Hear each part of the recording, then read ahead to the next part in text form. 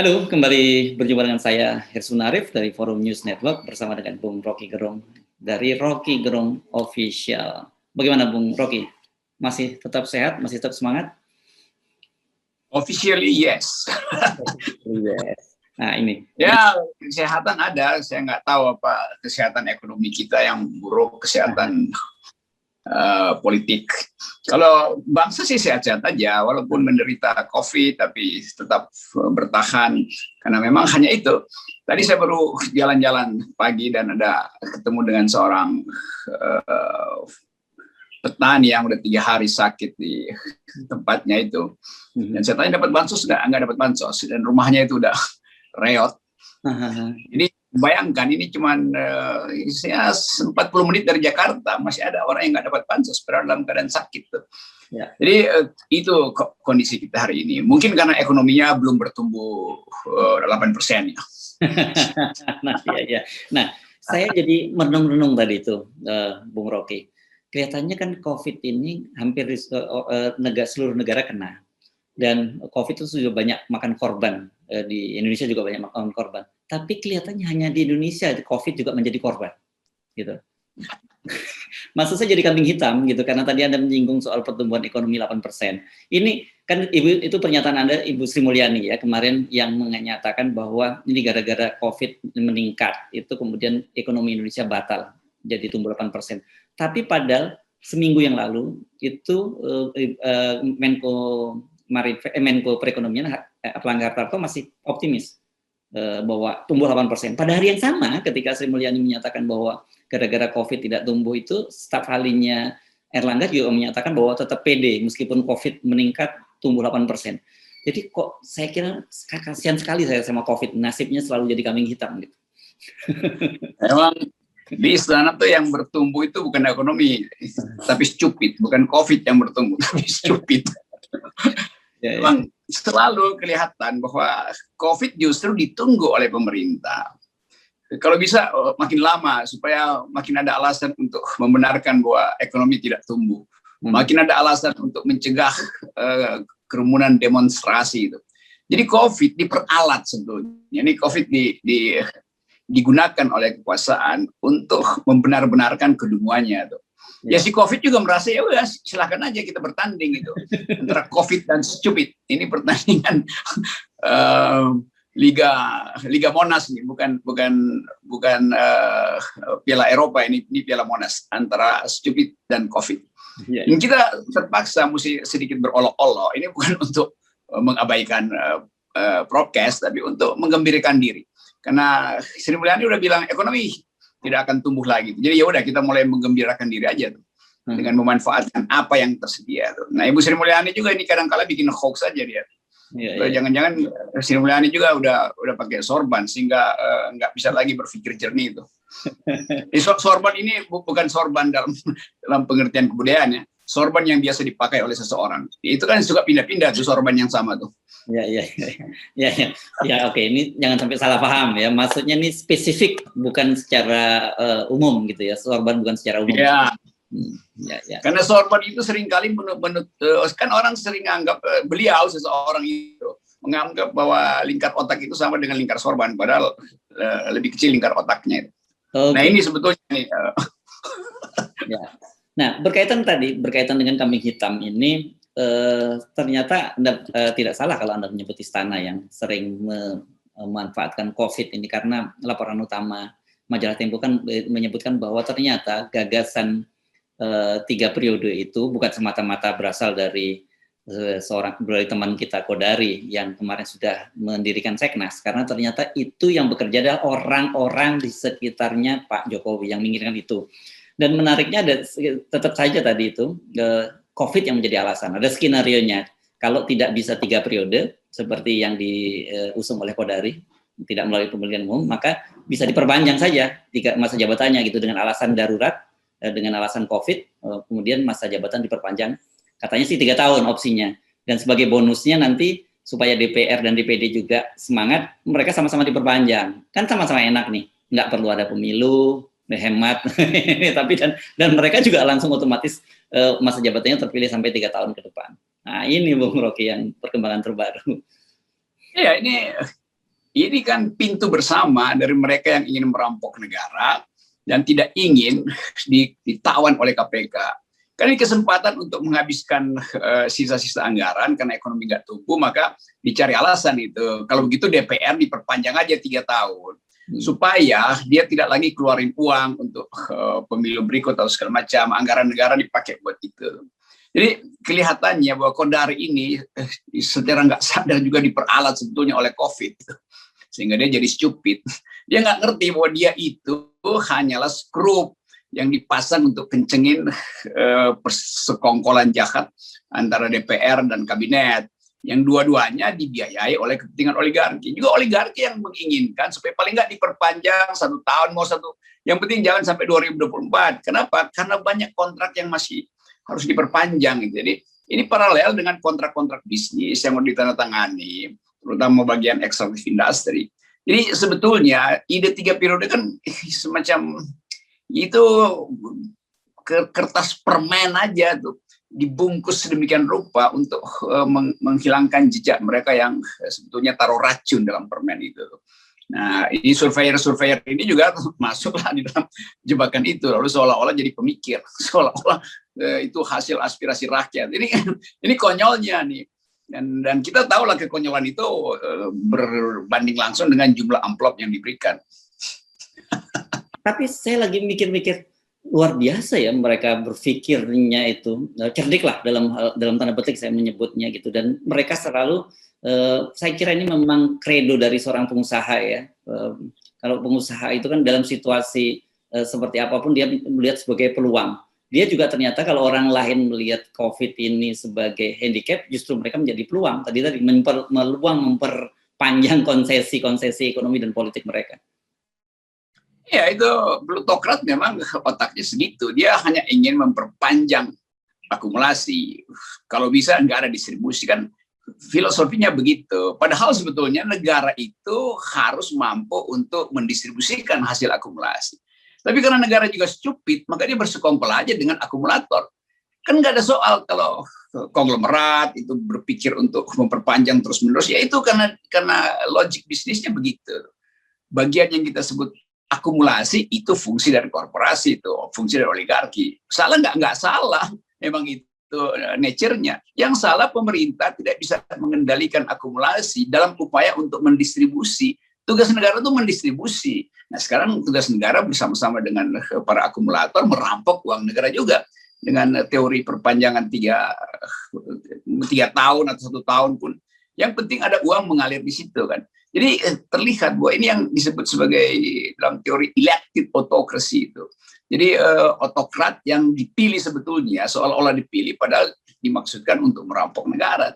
Ini dengan mudah kita tahu semua ini sebetulnya. Dan majalah Tempo juga udah mengintai dari awal, terus pers juga udah mengintai dari awal. Kan ada kejanggalan, masa tiba-tiba ada ide 3 periode. Padahal kemampuan kita untuk menghasilkan 1 periode aja ngaco itu kan. Jadi ini investor gelap yang lagi masuk di dalam black market of power, pasar gelap kekuasaan. Nah dalam pasar gelap itu ada yang jadi marketernya, yaitu surveyor. Padahal dia cuma disuruh doang. Ini problem dari surveyor politik Indonesia. Hanya disuruh tapi merasa sedang membuat sejarah. Ya. Nah, jadi tidak salah kalau kita kemudian menyimpulkan kemungkinan besar bahwa gerakan menggulirkan isu 3 periode ini semacam deception saja gitu. Jadi sebenarnya tujuan yang utama bukan itu. Iya itu betul istilahnya itu penggelapan. Deception itu kan ada dalam otak orang yang nggak punya kemampuan, tidak percaya diri itu. Presiden tahu apa nggak? Pasti tahu. Karena presiden juga berpikir hal yang sama. Kalau kan saya bisa bayangkan deception pada Presiden Jokowi itu. Dia memang nggak sebutin, tapi dia tahu bahwa dia tidak punya lagi dukungan tuh. PDIP udah menganggap bahwa Jokowi ini selesai. Oligarki udah selesai. Berarti dia siap-siap untuk diadili nanti. Diadili tanda petik ya. Kebijakannya diadili. Mungkin nggak ada kriminal, tapi kesalahan kebijakan. Lalu dia mesti berpikir gimana dinasti yang baru dia bangun itu hendak diselamatkan. Mungkin dia juga berpikir oke, kalau dapat 1 tahun atau tambahan 3 tahun masih bisa konsolidasi. supaya soft landing nanti Pak Jokowi. Kalau sekarang dia betul-betul ada dalam bisa hard landing gitu, dan itu berbahaya bagi kesehatan bangsa, kesehatan politik bangsa.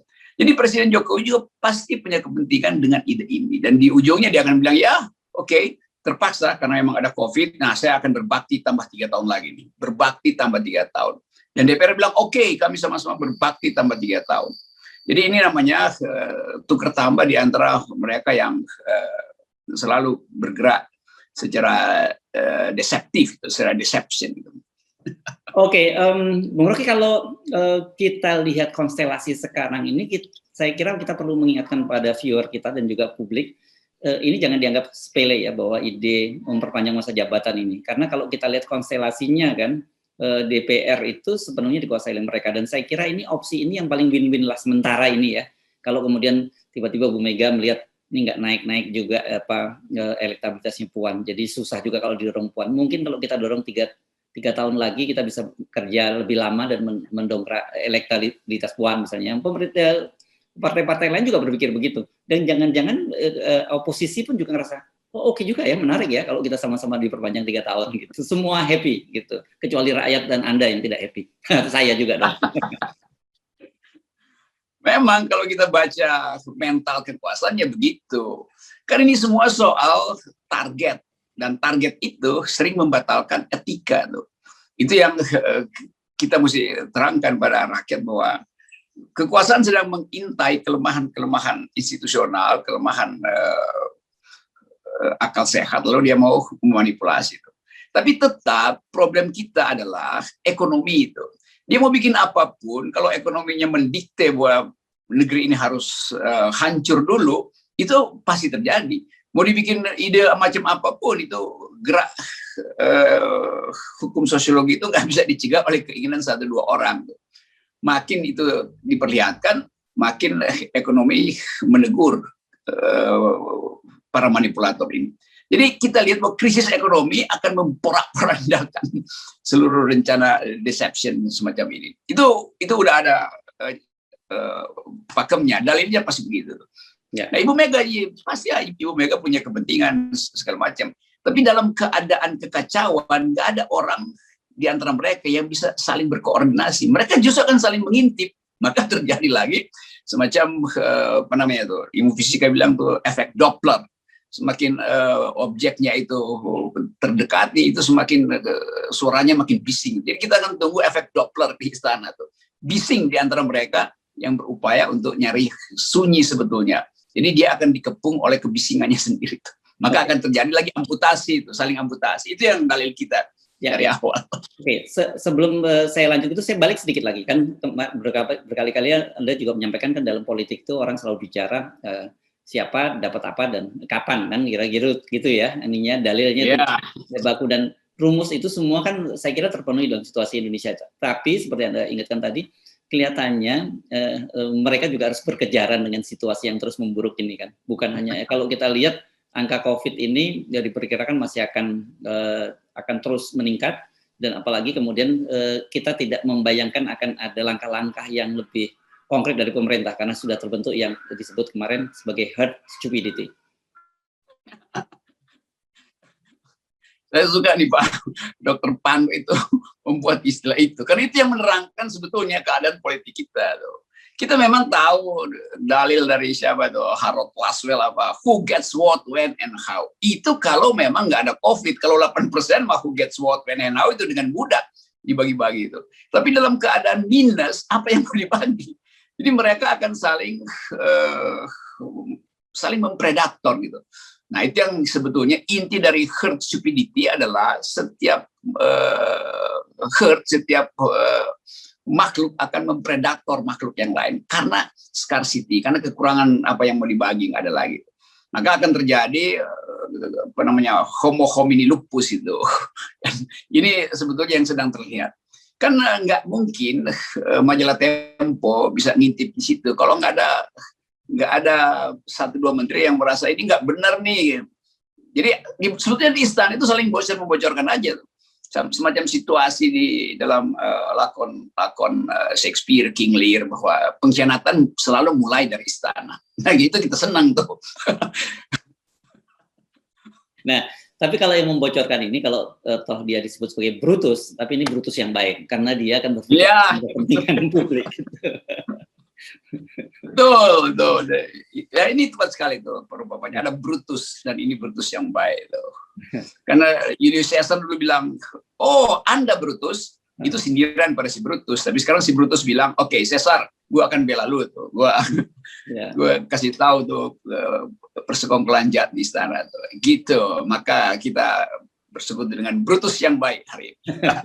Oke, jadi Anda meskipun ini skenarionya mantap sekali, masuk akal karena tadi sekali lagi bahwa COVID yang akan menjadi kambing hitam. Jadi mereka nanti para pejabat kan bisa bilang bukan salah gue ya, ini salahnya COVID loh ya. Jadi itu, tapi Anda yakin bahwa tadi tuh sebaik-baik makar yang mereka persiapkan itu makar secara ekonomi dan makar secara kesehatan akan jauh lebih perkasa dibandingkan itu ya. Ini para perampok yang ada di lumbung yang kosong. Jadi dia sendiri yang akan saling memangsa, tuan. Kalau lumbung kita 8% mah enak-enak aja. Jadi sudah kita tunggu aja ini mereka bertengkar lalu berebut sisa-sisa sisa-sisa beras yang juga bakal mahal karena bakal dipajakin oleh Bu Sri Mulyani kan. Jadi ini miris sekali bangsa ini. Elitenya itu berupaya untuk nipu rakyat, tapi rakyat baca dari belakang karena wakil-wakil rakyat juga bersembunyi di lorong-lorong istana untuk membocorkan rahasia. Jadi sekali lagi Brutus baik itu selalu mau cari akses untuk memberitahu bahwa ada persekongkolan jahat di pusat kekuasaan. Oke, mari kita lihat. Tapi yang jelas sekarang publik sudah mulai memahami gitu bahwa COVID selalu menjadi kambing hitam dan kemudian ada rencana skenario yang mereka dilakukan. Tetapi gini, kita kan kemarin mengingatkan biasanya apapun yang dimauin oleh pemerintah dengan konstelasi politik yang ada itu kan bisa lolos. Undang-undang apa saja bisa. Dan mereka sekali ini juga kalau mau pasti bisa. Tapi mereka lupa bahwa kekuatan alam itu tidak boleh dilawan, kan gitu. Tidak ada satupun orang di dunia ini yang bisa melawan kekuatan alam. Itu dalilnya betul tuh. Semakin COVID semakin stupid tuh. Paralel, pertambahan angka COVID dan angka stupid itu paralel. Nah itu artinya herd stupidity. Salam buat Dr. Pandu. Oke, terima kasih, Bung Rocky. Oke. Salam 3 tahun penanggahan jabatan. Ya.